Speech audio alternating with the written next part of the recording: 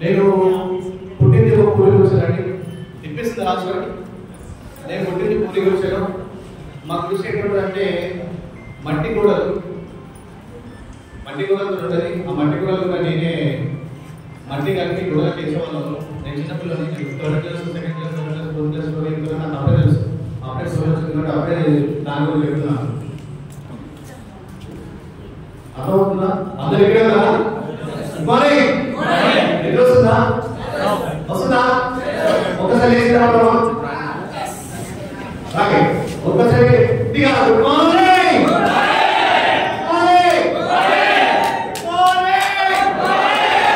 ఆ వయసుకి వస్తుందా? ఈ వయసుకి వస్తుందా?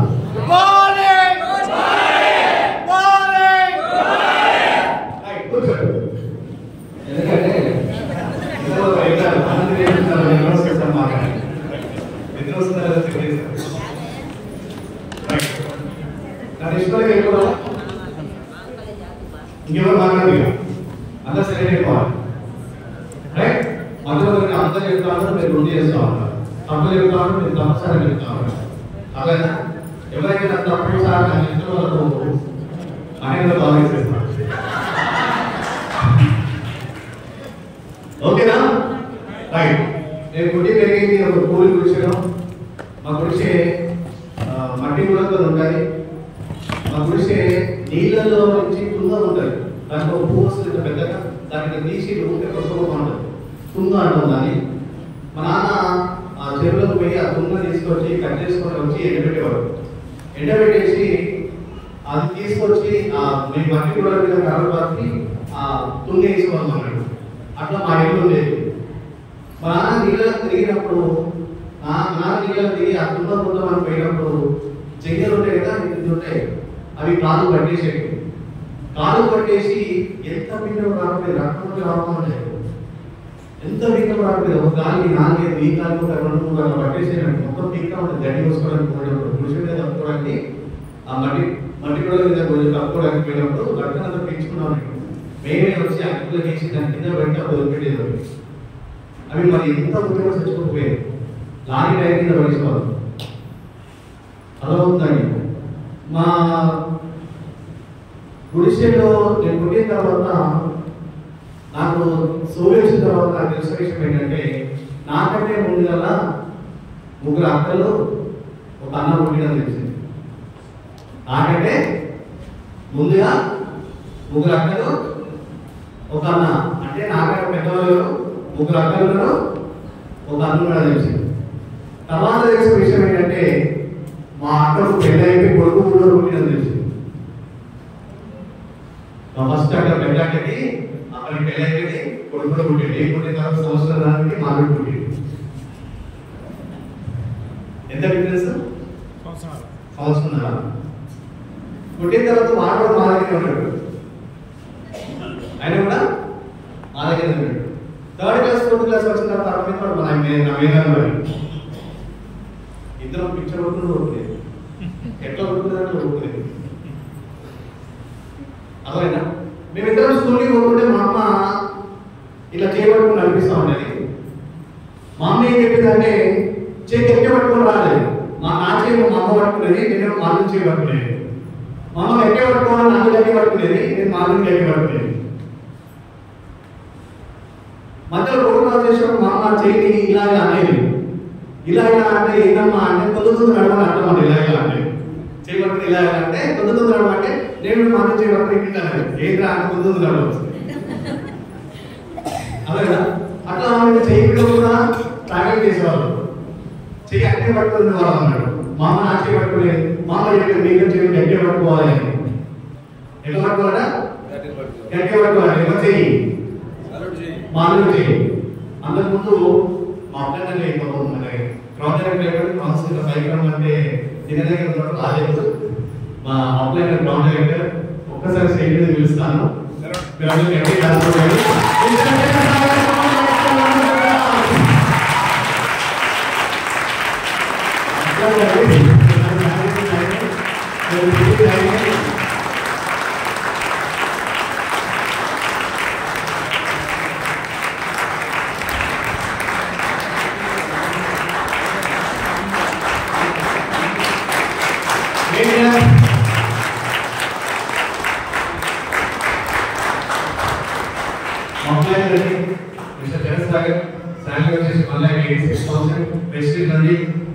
కూరగాయలు అమ్మే రోడ్డు మీద చాక్లెట్స్ మరి 1,80,000 వస్తున్నాయి. 22 lakhs ఇండియా ఎంటర్ప్రైజ్ కార్డ్ ఫ్రీగా వచ్చింది. అది పక్కన పెట్టి 11 లక్షల ఫార్మ్స్ కార్డ్ ఫ్రీగా తీసుకున్నాడు. ఇల్లు కట్టుకున్నాడు. 2 సార్లు బ్యాంక్ అకౌంట్ వేయించాడు. కంపెనీ నుంచి డిసిషన్.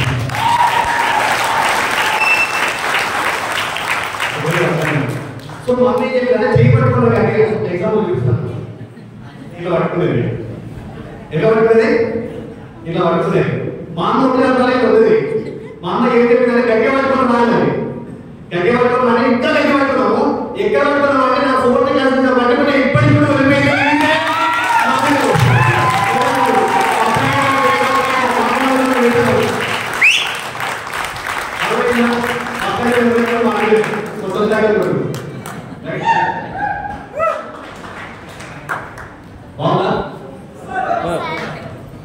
సర్ప్రైజ్ గట్టిగా ఉపయోగిస్తున్నాను సాయంత్రాన్ని.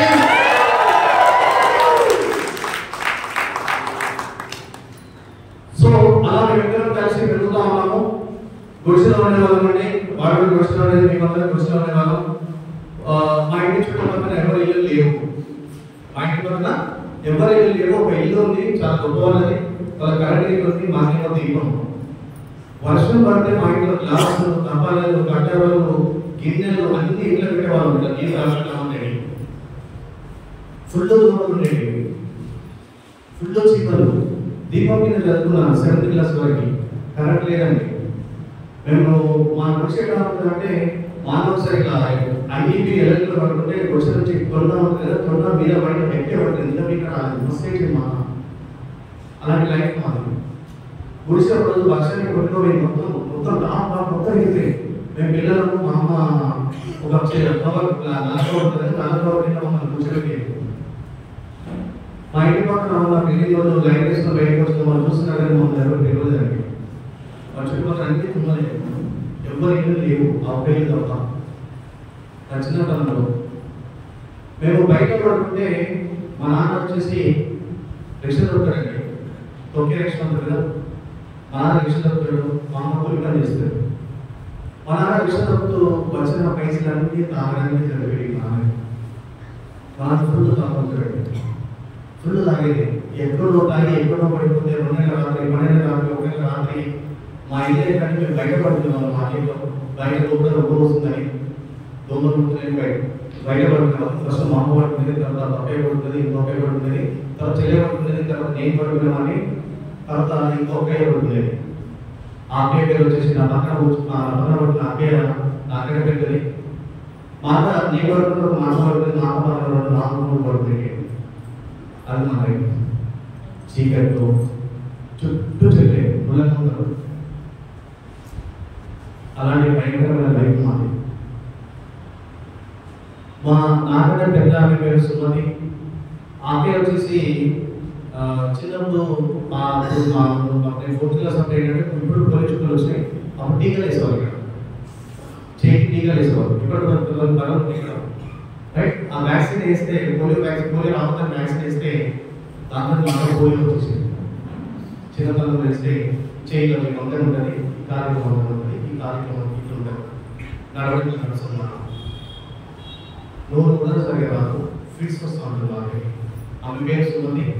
ఆమె మీరు ఉండేది కాబట్టి గుండెకాలు నడవడం స్టార్ట్ చేసినాం. గుండెకాలు పేరు. సో అలా మా అక్క కాయ తప్పుతూ ఉంటుంది, ఫిట్స్ వస్తూ ఉంటుంది. అసలు ఏం చేస్తుందో అర్థం కాదు. మోషన్ కూడా పోతూ ఉంటుంది, యూరిన్ పాస్ చేసుకుంటూ ఉంటుంది, అర్థం కాదు. మా నాన్న పనికి పోయి, మా నాన్న కష్టపడి పోయేవాడు. మా అమ్మ పనికి పోయి నాకు ఉయ్యాలు వేసిపోయేది. మా అక్క పుట్టాక కొంచెం దూరంలో ఇసుకతో ఆడుకుంటా ఉన్నప్పుడు మా అమ్మ చెప్పిన విషయం. 4 కుక్కలు వచ్చాడు ఉయ్యాల దగ్గర. కుక్కలు వచ్చి నన్ను పీపడానికి పోతుంటే అక్కడ చూసి ఇష్టాలు వచ్చి మధ్యలో ఉరికి రావడంతో కింద పడిపోయి వేసుకుంటాం కదా, కింద పడిపోయకుండా వచ్చి నన్ను తీసుకొని ఎత్తుకున్నాడు మా అత్తయ్య. ఆ రోజు నన్ను కుక్క పీపడి చచ్చిపోతే నేను ముందరగా కాదు. మేము బయటపడుతున్నప్పుడు నేను చెప్తున్నానండి, ఈ కుడకి ఎన్ని తేజు తెలుసా. రాత్రి కూడా లేచి ఎంత ఏడ్చాలో తెలుసా. మంటలుంటుంది. ఒకరోజు నన్ను కలిసి, ఈ రోజు మాకే, ఈ రోజు మా చెల్లె కలిసి రాత్రి 2 గంటల 3 గంటల లేచి ఏడుస్తూ ఉంటుంది. చిన్నపిల్లలు మా నాన్న మా అమ్మ రాత్రి రాష్ట్రానికి దీపం పట్టుకొని ఉడిపై కొన్నదని ఏదో చెట్టు ఉంటే ఆ చెట్టు తీసుకొచ్చి రాసేవారు. పొద్దున స్కూల్ పోయి మా ఫ్రెండ్స్ చూపించుకొని ఎప్పుడు రాసుకుంటాను. ఒకదాని ఒక స్థితిలో ఏంటంటే మనం వచ్చాడు ఒప్పుకోవడానికి మనం ఎవరు ఆదుకోలేదు. నేను అందులో వచ్చినప్పుడు ఎవరు ఏమో అనుకున్నాను. మా నాన్న ఫుడ్ తాగేవాడు, ఇక్కడ పడిపోయేవాడు, ఫుడ్ అంటే ఫుడ్ తాగేవాడు. మా నాన్న 12 రాత్రి 1 రాత్రి ఊరిగా తీసుకొస్తే మా అమ్మ అప్పుడు వంట చేసి చిన్నపిల్లలు మమ్మల్ని లేపి కూర్చోబెట్టారు. మేము కూర్చోబెడితే ఎంత జరగకుండా మేము ఇట్లా దొరుకుతూ ఉండేవాళ్ళం.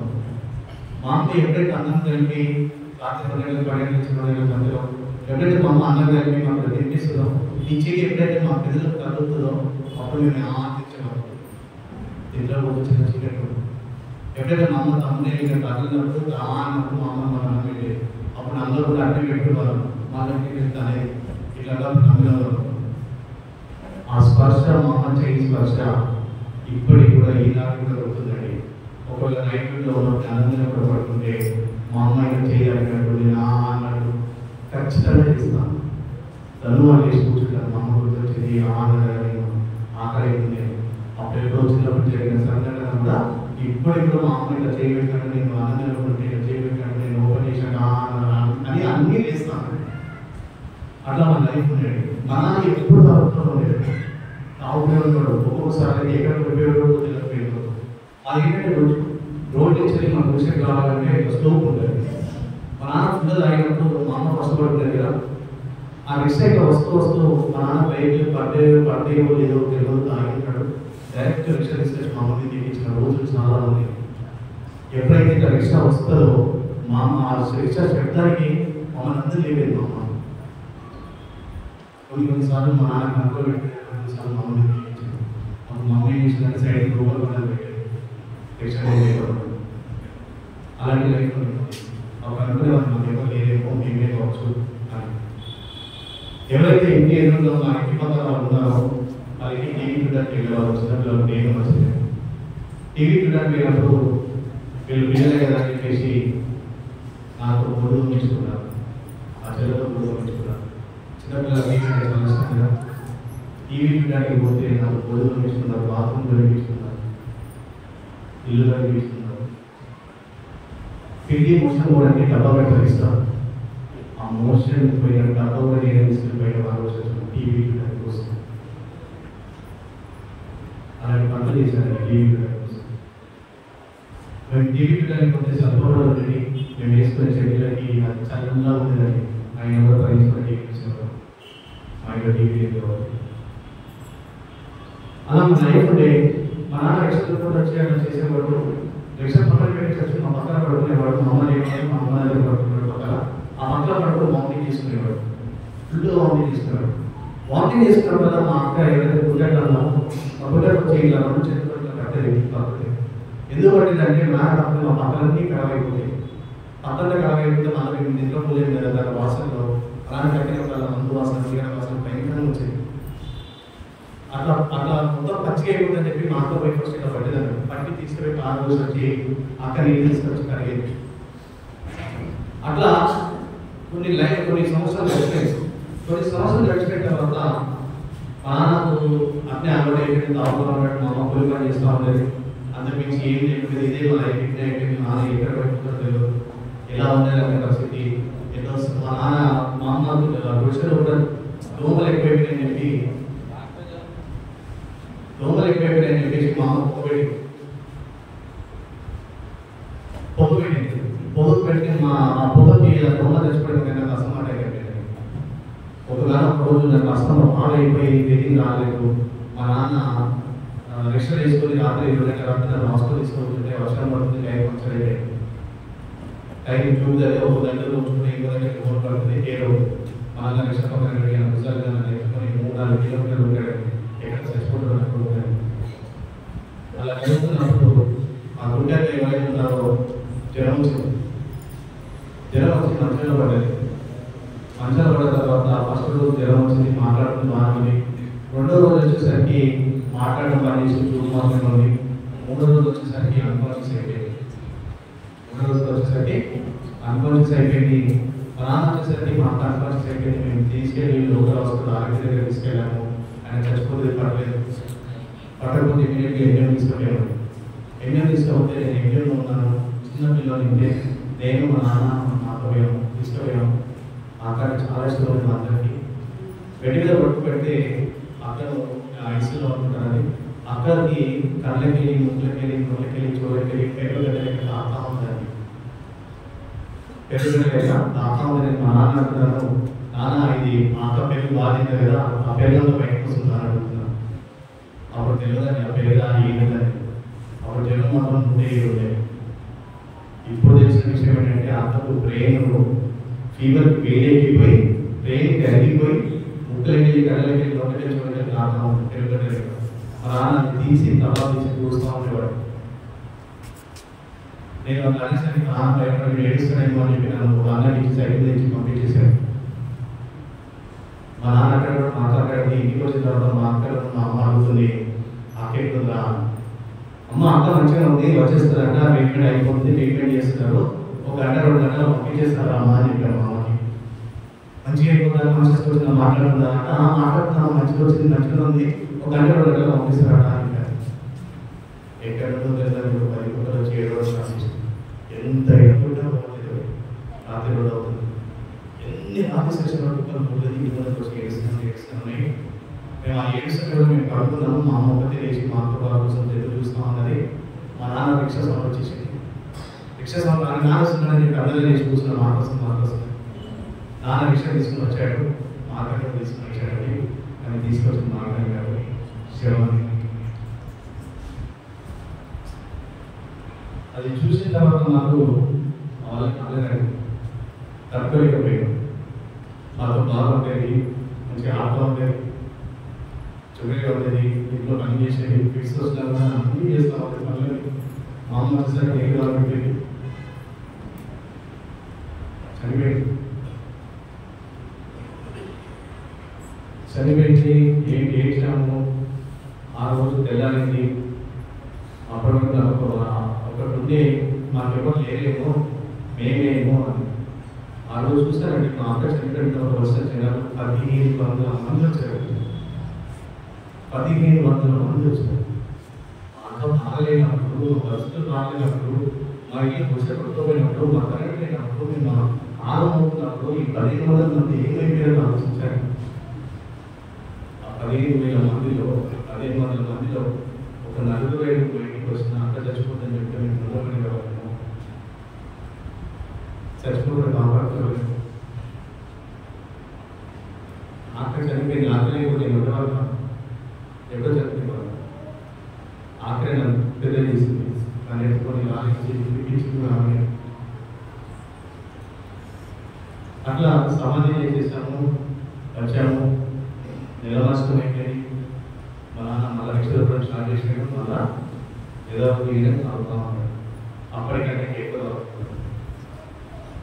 అలా తాగుతూ మా వచ్చేసి మా అంత వామిటింగ్ వచ్చేటప్పుడు మాట చెప్తున్నాడు. నాన్నకి వామిటింగ్ వచ్చేలా మాట చెప్తున్నాడు. నాన్న రోజు ఇలా తాగి రావడం వల్ల వామిటింగ్ చేసుకుంటే కంఫర్ట్ వామిటింగ్ చేసుకుంటున్నారు, కళ్ళు తిరుగుతున్నాయి అంటున్నారు. నువ్వు ఇలా వామిటింగ్ తాగేసి వచ్చినప్పుడు పైసలు వేస్ట్ చేయొచ్చు, కంపెనీ చదివించు, అక్కడ చదివించు, చెల్లె చదివించు, వాళ్ళు మంచిగా చదువుకోవాలి. నేను అంటే నాకు చదవలేదు కదా, నేను చదువుకోలేకపోతున్నాను కదా, నడవలేకపోతున్నాను కదా, నాకు మంచి నా దేవుడు కాలు ఇచ్చాడు, చేతులు ఇచ్చాడు, నోరు ఇచ్చాడు, వాళ్ళు చదువుకోగలుగుతారు, వాళ్ళు చదివించి నాన్న పైసలు వేస్ట్ చేయని చెప్పి మా నాన్న తాగి కట్టినప్పుడు అంతా చెప్పాడు. చెప్పాక మా నాన్న అంటే తాగడం స్టార్ట్ చేసాడు. ఒక రోజు వచ్చాడు, రిక్షా పక్కన పెట్టాడు, పక్కన కూర్చున్నాడు, కట్ చేసాడు. ఏం చేశాడు? కట్ చేసాడు. మొత్తం కట్టలన్నీ రావడం లేచి సోయలేడు. లేచి కుంటవా అని పిలుస్తున్నాడు, కుంటక అని పిలుస్తున్నాడు, భుజవా అని పిలుస్తున్నాడు, కుంటవా అని పిలుస్తున్నాడు. ఇంకెక్కడ కుంటక, ఇంకెక్కడ కుంటవా. చనిపోయింది అని చదువు అని గుర్తొచ్చింది. చచ్చిపోయిన బిడ్డ అని లేచి వాడి విషయం గుర్తుంటే చచ్చిపోయింది రా అన్నాడు. అవునా సమాధిగా వెళ్ళండి, కొంచెం దూరం ఉంటుంది, మెయిన్ రోడ్ దగ్గర ఉంటుంది. ఆడికి వెళ్ళి రాత్రంతా అక్కడే ఉన్నాడు. ఏ తెలియదు, ఆగిపోయి కాకపోతే పోలేమో చేశారు. తెల్లారి 5 గంటలకి ఆయన ఫస్ట్ టైం పోయి ఉదయం 5 గంటలకి కాళ్ళు వస్తాయి, ఉదయం 5 గంటలకి కూరలు వస్తాయి. మాట్లాడు. ఆ రోజు మనం డెసిషన్ తీసుకొని తాగద్దు, నా బిడ్డ చెప్పింది, తమ్ముడు చదివేమన్నా, అక్క చదివేమన్నా, చెల్లెలు చదివించమన్నా అనే విషయం మా నాన్న గుర్తు చేసుకొని ఆ రోజు నుంచి తాగ పడేసి ఇప్పటికి 35 సంవత్సరాలకి మందు వాసన చూడలేదండి.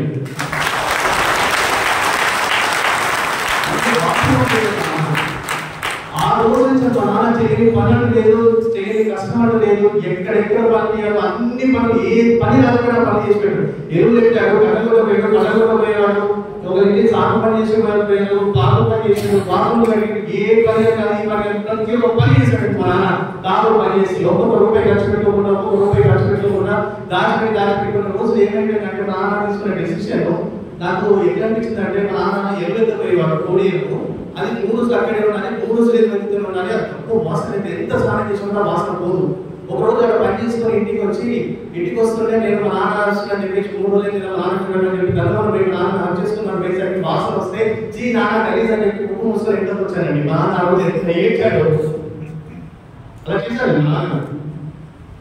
కానీ మా నాన్న ఏ రోజు నన్ను ఏమలేదు, ఒక్కొక్క పైసలు పెట్టుకుంటా, పని చేసుకుంటా, కష్టపడకుండా నాకని పెట్టడాన్ని ఏఎస్ఐ, నాకని పైన అంతా ఏఎస్ఐ సుగంధి పోలీస్ స్టేషన్, అది కూడా పక్కన పెట్టి all over India 5th rank లో రైఫిల్ షూటర్ లో కాంపిటీషన్స్ లో ఉంది, 5th ప్లేస్ లో. ఏఎస్ఐ చేసిన డాక్టర్ లాయర్ చేసి మా చెల్లెలు లాయర్ చేశాడండి. అది కూడా పక్కన పెట్టి మా నాన్న ఆ రోజు తీసుకున్న డెసిషన్ వల్ల నాకు ఇచ్చిన ఆస్తి 100 కోట్లు.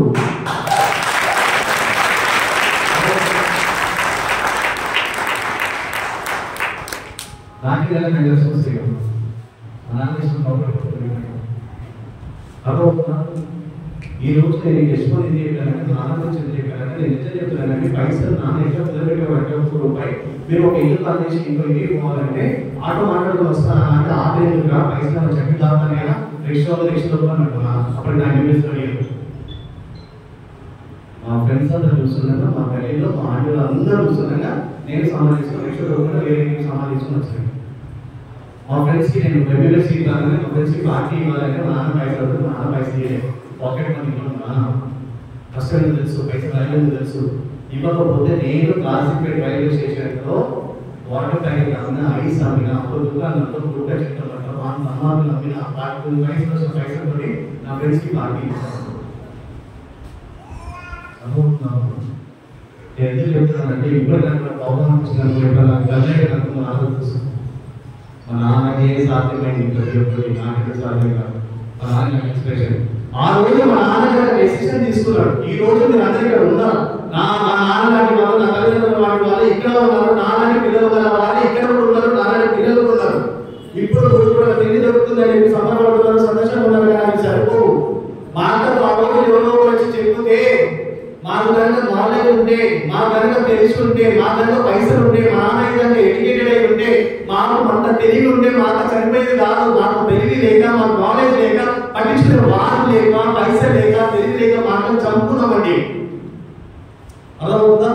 చంపుకున్నామండి. లిటరల్లీ చెప్తున్నాం. అదే రోజు ఫస్ట్ రోజు జన్మ వచ్చినప్పుడే అప్పుడే అవసరం తీసుకెళ్తే బ్రతికే కానీ వాళ్ళు చెప్పడం లేదు. కానీ చనిపోయిన తర్వాత 1500 మంది వచ్చారు. ముందుగా 1500 మంది ఏది ఇప్పటికీ చెప్తున్నారండి. మీ విషయంలో చెప్తున్నారు. మీకేమైతే మీ పిల్లలు చూడడానికి, మీ వాళ్ళు చూడడానికి ఏ అక్కరాలు, ఏ భావరాలు, ఏ ఆధారాలు, ఏ చదువురాలు, ఏ వందరాలు, ఏ అక్కరాలు, ఏ భావరాలు, ఏ అమ్మరాలు, ఎవరు రాలండి. ఇప్పుడు చెప్తున్నాను, సాక్ష్యం చెప్తున్నా. ఎవరు రాదు, మీకు ఎవరు రాదు. ఒకవేళ వచ్చినా చూసుకున్నా 2 రోజులు, 3 రోజులు, 4 రోజులు, 5 రోజులు ఏమో చూసుకోలేరు. ఒకవేళ చూసుకున్నా నువ్వు ప్రేమించినట్టుగా ప్రేమించలేరు మీ పిల్లల్ని. అర్థమవుతుందా? ఏది ఉన్నా ఏది లేకపోయినా భవిష్యత్తులో మనం ఉన్నా లేకపోయినా పైసలు సంపాదించి పెట్టండి, ప్రాపర్టీస్ రూపంలో పెట్టండి. మీరున్నా లేకపోయినా ఆ పైసలే భార్యను కాపాడుతుంది, ఆ పైసలే పిల్లల్ని కాపాడుతుంది. అది కూడా మీరు చేసే బిజినెస్ లో కాపాడాలి, మీరు చేసే జాబ్ లో పైసలు లేవండి. మీరు ఉన్నా లేకపోయినా మీ భార్య మంచి బతకాలి, మీ పిల్లలకి ఎడ్యుకేషన్ మంచి ఉండాలి, ఫారెన్ చూసుకోవాలి, కాలం పోవాలి, ఒక మంచి పనులు తిరగాలి అంటే వాళ్ళ 3 సంవత్సరాలు మీ పిల్లలు మంచిగా ఉండాలి, మీ భవిష్యత్తు మారాలంటే ఒకటే ఒక కంపెనీ మనకు 3 తరాల గ్యారెంటీ ఇస్తుంది.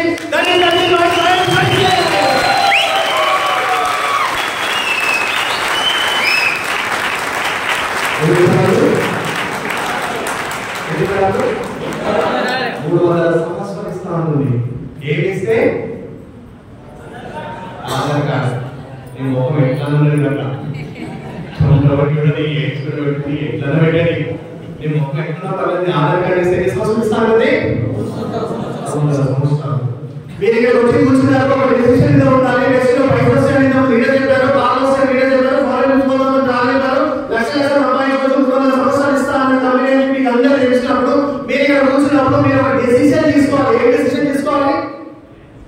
ఏ డెసిషన్ తీసుకోవాలి? మా నాన్న కావాలి డెసిషన్ తీసుకోవాలి. నేను ఇక్కడ ఉండమని కాదు. ఆ రోజు మా నాన్న డెసిషన్ తీసుకోకపోతే మాకు పోలీసే కదా. ఆ రోజు మా నాన్న డెసిషన్ తీసుకోకపోతే మధ్యలో లాయర్ కాదు. మా నాన్న రోజు డెసిషన్ తీసుకోకపోతే మేము అందరూ పాలిస్తున్న నడపేది. కానీ మా నాన్న డెసిషన్ తీసుకున్నాడు. నా పిల్లల భవిష్యత్తు మార్చాలి, నేను మారాలి, నా పిల్లల భవిష్యత్తు మార్చాలి, మా తరాలు మార్చుకోవాలి అని చెప్పి కష్టపడి కష్టపడి ఎదిగి మమ్మల్ని స్థాయికి తీసుకొచ్చినప్పుడు మీరు ఇక్కడికి వచ్చి డెసిషన్ చేస్తామని డెసిషన్ తీసుకున్నప్పుడు ఎన్ని కష్టం వస్తా, ఎంత నష్టం వస్తే, ఎంత దుఃఖం వస్తే, ఎంత వేదన వస్తే అంతా బాగా చేద్దాం గౌరవం పట్టించుకోకపోతే మన పనిలో ఏ వేషంలో ముందు అడిగి చేస్తూ ఉండాలి.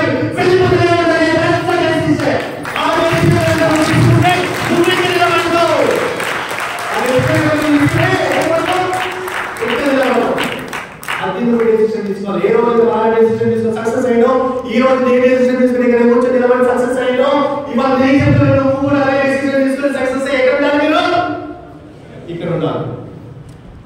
ఆ డెసిషన్ అనేది చాలా ఇంపార్టెంట్. లాస్ట్ ఒక 5 minutes తీసుకోవచ్చా? అయిపోయిందా? తీసుకోండి.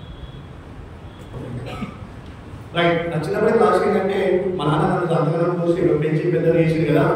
మా నాన్న